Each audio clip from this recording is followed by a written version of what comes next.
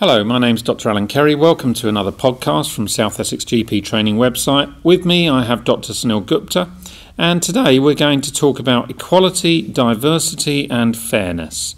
So, Sunil, can you please define equality, diversity and fairness?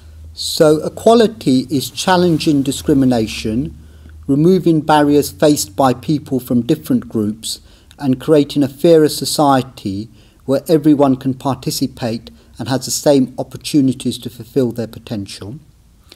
Diversity is recognising, respecting and valuing the differences that everyone has, as well as leveraging the opportunities that different people bring to the work. And fairness is conforming with rules and standards, the ability to make judgments free from bias, discrimination and dishonesty, and about being just to everyone. So can you tell us something about the Equality Act 2010?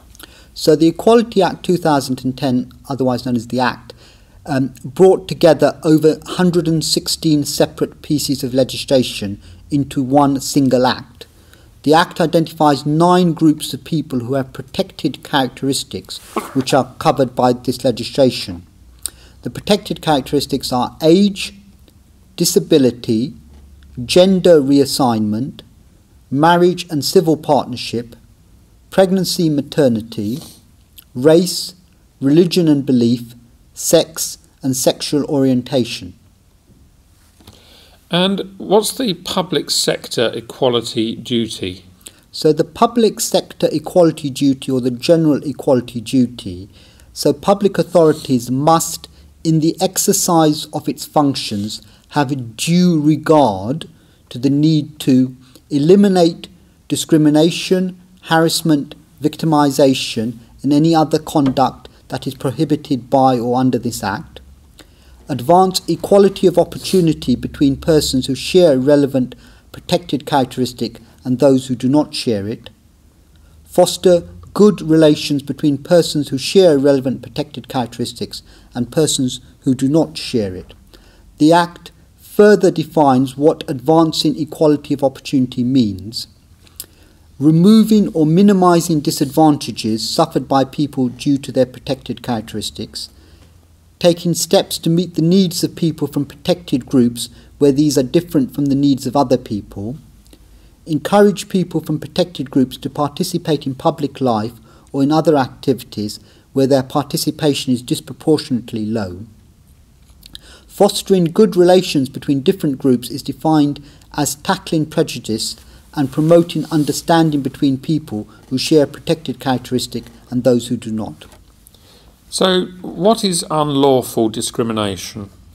So you can have direct discrimination, where there's less favourable treatment because of a protected characteristic, and that includes perceived or associated discrimination. You can have indirect discrimination, which is a condition, rule, policy or even a practice in an organisation that applies to everyone but particularly disadvantages people who share a protected characteristic.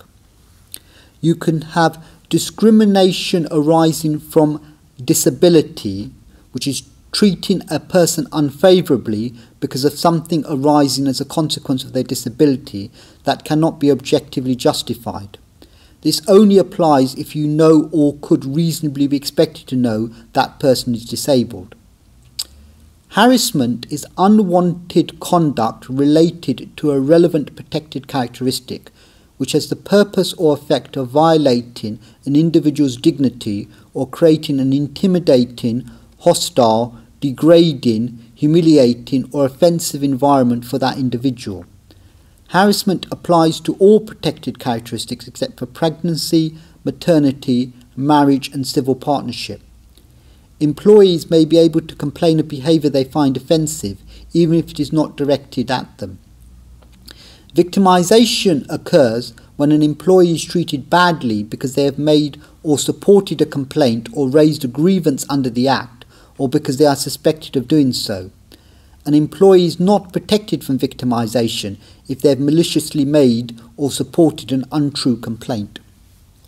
And so what are reasonable adjustments? So the Act contains a duty to provide reasonable adjustments. we are required to take reasonable steps to avoid substantial disadvantage where a provision, criterion or practice puts disabled people at a substantial disadvantage.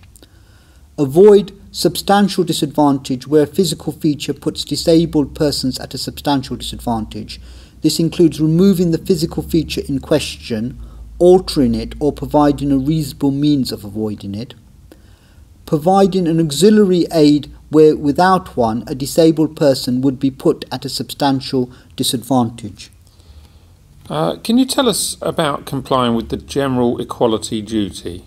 So the Equality and Human Rights Commission, the EHRC, has advised that the following principles from case law apply for the General Equality Duty. In order to comply with the duty, a public authority must ensure that a. Those who exercise its functions, for example its staff and leadership, are aware of the duty's requirements.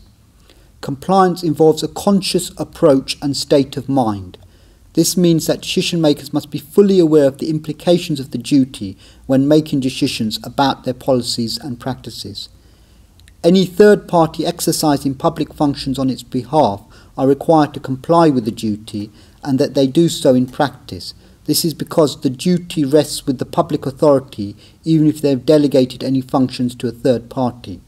And a point about Northern Ireland and the Equality Act 2010. The Equality Act 2010 does not apply to Northern Ireland. The legislation is very similar to the Great Britain legislation, and there are plans to reform the legislation in Northern Ireland to remove the gaps with the rest of the United Kingdom. Thank you very much, Sunil, and thank you for listening to this podcast. We hope you'll listen to some of the other podcasts here at South Essex GP Training website.